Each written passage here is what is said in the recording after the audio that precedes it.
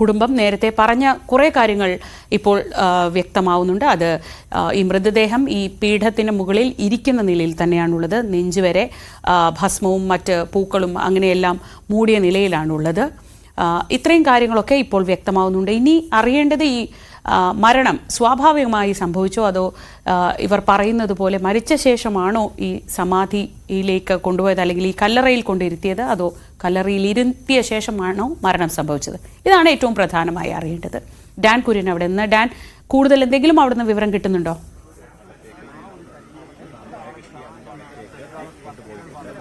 ശ്രീജ, ഈ കുടുംബം ഇതുമായി ബന്ധപ്പെട്ട് പോലീസിന് നൽകിയ മൊഴി ശരിവെക്കുന്ന തരത്തിലാണ് ഇപ്പോൾ പുറത്തുവരുന്ന വിവരങ്ങൾ. അതായത് അദ്ദേഹത്തിന്റെ ഗോപൻ സ്വാമി ഇരിക്കുന്ന നിലയിലാണ് ഈ മൃതദേഹം അവിടെ നിന്ന് ഇപ്പോൾ പോലീസ് കണ്ടെത്തിയിരിക്കുന്നത്. ചുറ്റും പൂജാവസ്തുക്കൾ, പൂജാദ്രവ്യങ്ങൾ, സുഗന്ധദ്രവ്യങ്ങൾ അതുൾപ്പെടെയുള്ള വസ്തുക്കളൊക്കെ ഉണ്ട്. അതുകൊണ്ട് മൃതദേഹം മൂടിയ നിലയിൽ തന്നെ ആയിരുന്നു. ഈ കാര്യങ്ങൾ കുടുംബം നേരത്തെ പോലീസിനെ അറിയിച്ചതാണ്. ഇങ്ങനെയാണ് സാഹചര്യം, മറ്റാരെയും കാണാൻ അനുവദിക്കാതിരുന്നത്, അച്ഛൻ അങ്ങനെ നിർദ്ദേശം നൽകിയിട്ടുണ്ടായിരുന്നു എന്നൊക്കെയായിരുന്നു പോലീസിന് അവർ ആദ്യം നൽകിയ മൊഴി. നേരത്തെ ശ്രീജ സൂചിപ്പിച്ച പോലെ ഈ രണ്ട് കാര്യങ്ങളിൽ വ്യക്തത വരുത്തുക എന്നതാണ് പോലീസിന് മുമ്പിൽ ഇനി അവശേഷിക്കുന്ന പ്രധാനപ്പെട്ട ദൗത്യം. അതിൽ ഒന്ന്, അദ്ദേഹം ഈ ഇരിക്കുന്ന സ്ഥലത്തിരുന്ന് സമാധിയായത് തന്നെയോ എന്ന് ഉറപ്പിക്കുക. അതോടൊപ്പം അദ്ദേഹം രോഗിയായിരുന്ന അദ്ദേഹം അവിടേക്ക് സ്വയമേ നടന്നെത്തി എന്ന തരത്തിൽ ഇവർ പറയുന്ന മൊഴി വിശ്വസനീയമാണോ, ഇതടക്കമുള്ള കാര്യങ്ങളിൽ വ്യക്തത കൈവരേണ്ടതുണ്ട്. അതിനപ്പുറത്തേക്ക് അദ്ദേഹത്തെ അവിടെ ഇരുത്തിയതിനു ശേഷം, ജീവനോടെ അദ്ദേഹത്തെ ഇരുത്തിയതിനു ശേഷം അവിടെ ഇത് സമാധി പണിയുകയായിരുന്നു. അതിനുള്ള സാധ്യത വളരെ വിരളമാണ്.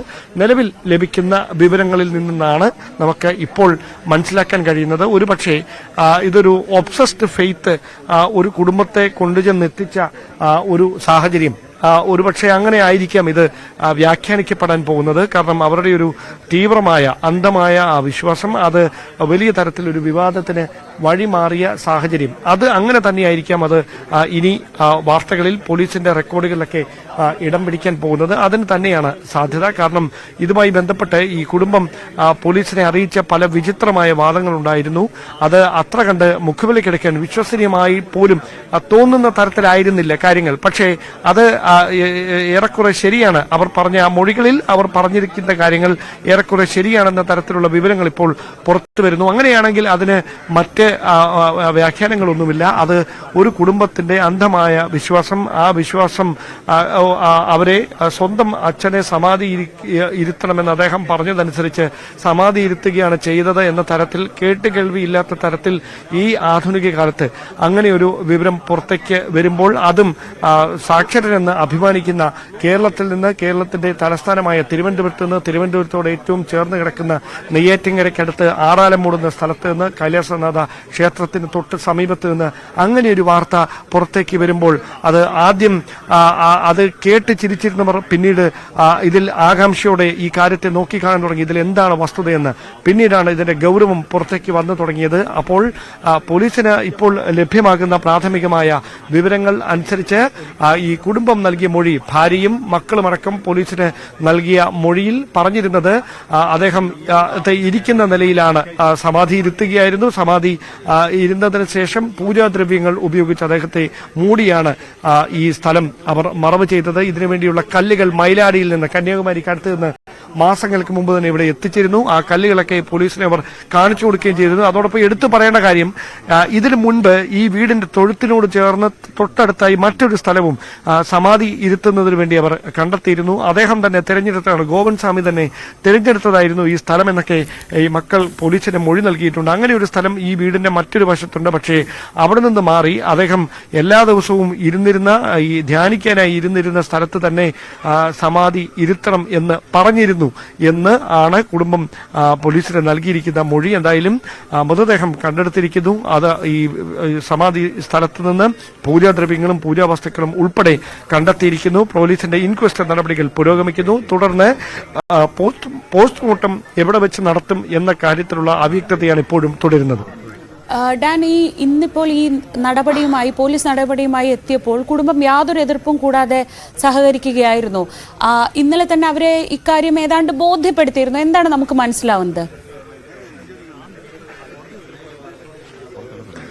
ഇന്നലെ വൈകുന്നേരത്തോടെ ജില്ലാ ഭരണകൂടം നടത്തിയ ചർച്ചകളിൽ ആ കുടുംബം അവരോട് വളരെയധികം അനുകൂലിക്കുന്ന ഒരു നിലപാട് സ്വീകരിച്ചു എന്നാണ് നമുക്ക് വൈകുന്നേരം അറിയാൻ കഴിഞ്ഞത്. രാത്രിയോടെ അങ്ങനെയാണ് അറിയാൻ കഴിഞ്ഞത്. അതായത് ഇതിന്റെ നിജസ്ഥിതി എന്താണ്, അല്ലെങ്കിൽ ഇങ്ങനെയൊരു അവർ ഈ കുടുംബം പറഞ്ഞിരുന്ന കാര്യം, ഈ നാട്ടുകാർക്ക് ഈ കുടുംബാംഗങ്ങളോട് ചില എതിർപ്പുണ്ട്, അല്ലെങ്കിൽ അവരോട് ചില വൈരാഗ്യമുണ്ട്. ആ വൈരാഗ്യമാണ് ഇങ്ങനെയൊരു പരാതിയിലേക്കൊക്കെ നയിച്ചതെന്ന കാര്യമാണ്. അപ്പോൾ പോലീസ് അതിന് നൽകിയ ഉത്തരം ഇങ്ങനെയൊരു വിവാദമേ ഉണ്ടാകത്തില്ലായിരുന്നു. നിങ്ങൾ ഒരു മരണ സർട്ടിഫിക്കറ്റ് കൈവശം ഉണ്ടായിരുന്നെങ്കിൽ നിങ്ങൾക്ക് ഇഷ്ടമുള്ള വിശ്വാസപ്രകാരം അച്ഛന്റെ മൃതദേഹം സംസ്കരിക്കുന്നതിന് ഒരു തടസ്സവുമില്ല. പക്ഷേ അങ്ങനെ ഒരു മരണ സർട്ടിഫിക്കറ്റ് അംഗീകൃതമായ ഒരു ഡോക്ടറുടെ കൈവശത്ത് നിന്ന് നിങ്ങൾക്ക് ലഭിക്കാതെ പോയതാണ് ഈ വിവാദങ്ങൾക്കെല്ലാം അടിസ്ഥാനമായത്. അവിടെ വീഴ്ച സംഭവിച്ചത് നിങ്ങൾക്ക് തന്നെയാണ്. അവിടെ ഒരു മരണ സർട്ടിഫിക്കറ്റ് എങ്കിലും കൈവശപ്പെടുത്താതെ ഇങ്ങനെ സമാധി ഇരുത്തിയതാണ് വലിയ തരത്തിൽ വിവാദങ്ങൾക്ക് വഴിവെച്ചത്. അതുകൊണ്ടാണ് ഇത് തുറന്ന് പരിശോധിക്കേണ്ട തരത്തിലേക്ക് കാര്യങ്ങൾ എത്തുന്നത്. നിങ്ങൾ പറഞ്ഞതുപോലെ തന്നെ ആയിക്കോട്ടെ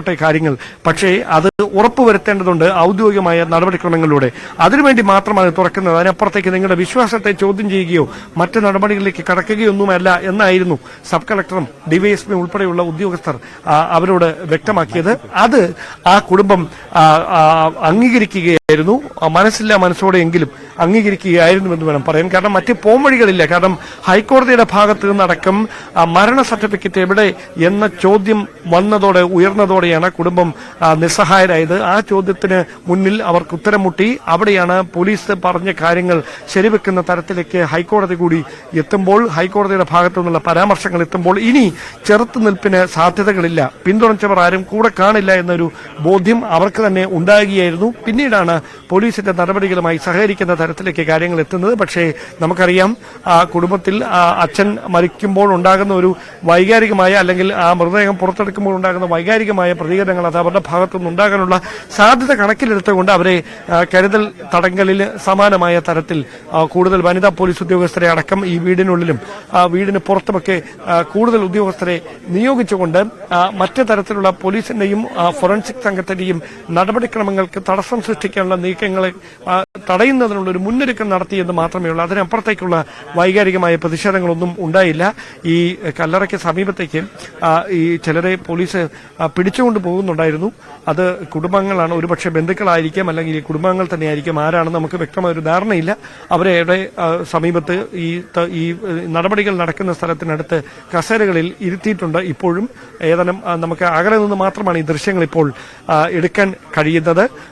അത് ആരാണ് എന്നത് അതുകൊണ്ട് തന്നെ ഒരു വ്യക്തമായി നമുക്ക് സ്ഥിരീകരിക്കാനായിട്ടില്ല. പക്ഷേ എന്തായാലും ഇൻക്വസ്റ്റ് നടപടികൾ ഈ സമാധി സ്ഥലത്തിനോട് ചേർന്ന് തന്നെ ക്രമീകരിച്ചിരിക്കുന്ന പ്രത്യേക സജ്ജമാക്കിയ സ്ഥലത്ത് പുരോഗമിക്കാൻ, അതിനുശേഷം മൃതദേഹം ആംബുലൻസിനുള്ളിലേക്ക് മാറ്റുമോ അതോ അവിടെ വെച്ച് തന്നെ ഈ നടപടികൾ മുഴുവൻ പൂർത്തിയാക്കുമോ, ആ കാര്യത്തിൽ ഒരു വ്യക്തത കൈവരേണ്ടതുണ്ട്. ഒരുപക്ഷെ അത്രമാത്രം അങ്ങ് ജീർണാവസ്ഥയിലല്ല എങ്കിൽ ഈ നടപടികൾ അവിടെ വെച്ച് തന്നെ പൂർത്തിയാക്കാനാണ് സാധ്യത. എന്നിട്ട് ആന്തരിക അവയവങ്ങൾ ഒരുപക്ഷെ വിശദമായ പരിശോധനയ്ക്ക് വിധേയമാക്കാനുള്ള സാധ്യത ഈ ഘട്ടത്തിൽ തള്ളിക്കളയാനാവില്ല.